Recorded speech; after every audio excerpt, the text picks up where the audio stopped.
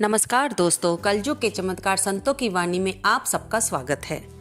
दोस्तों, आज हम सुनेंगे 5वां अध्याय का महात्म्य। श्री भगवान जी बोले, हे लक्ष्मी, 5वें अध्याय का महात्म्य सुनो। एक ब्राह्मण पिंगल नाम का अपने धर्म से भ्रष्ट हुआ और वह कुसंग में बैठ मच्छी मांस खावे, मंदिरा पान कर जुआ खेले। देवयोग से वह पिंगल राजा के यहाँ नौकर हो गया। राजा के पास और लोगों की चुगलियाँ किया करे। जब बहुत दिन बीते और वह धनवान हो गया, तब उसने अपना विवाह कर लिया। पर स्त्री वह भी चारनी आई। वह स्त्री को मारता था और उस स्त्री ने दुखी होकर अपने भर्ता को विष दे दिया। वह ब्राह्मण मर गया। उस ब्राह्मण ने गीध का जन्म पाया। कुछ काल पीछे वह स्त्री भी मर गई और उसने तोते का जन्म पाया। तब वह एक तोते की स्त्री हुई। एक दिन उस तोती ने तोते से पूछा, हे तोते, तूने तोते का जन्म क्यों पाया? तब उस तोते ने कहा कि तोती, मैं पिछले जन्म में ब्राह्मण था और अपने गुरु की आज्ञा नहीं मानता था। मुझको गुरुजी ने श्राप दिया, कहा जा तू तोते का जन्म पावे। इस कारण तोते का जन्म पाया। अब तू कह, किस कारण से तू तोती हुई? उसने कहा, मैं पिछले जन्म में ब्राह्मणी थी। एक दिन मैंने अपने भर्ता को विष दे दिया और वह मर गया। तब तोते ने कहा कि तू तो बहुत बुरी है जो तूने अपने भर्ता को विष दे दिया। एक दिन वह तोती वन में बैठी थी। एक गीध आया। तोती ने उस गीध को पहचान लिया।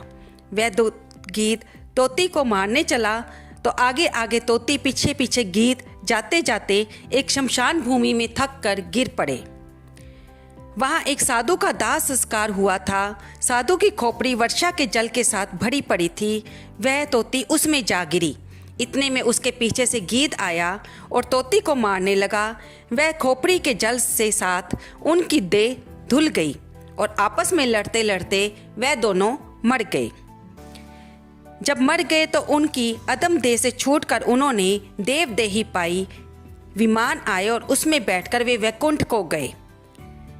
वह खोपड़ी एक साधु की थी जो गीता जी के 5वें अध्याय का पाठ करता था। श्री विष्णु भगवान बोले, लक्ष्मी, वह साधु बहुत पवित्र था। उसके जल से दोनों पवित्र हो गए। जो प्राणी श्री गंगा जी का स्नान करके श्री गीता जी का पाठ करते हैं, वे वैकुंठ धाम को जाते हैं। और जिस प्रकार से गीध और तोती ने परम गीता का पाठ करने वाले साधु के खोपड़ी के जल से भी अदम देह से छूटकर देवदेही पाई।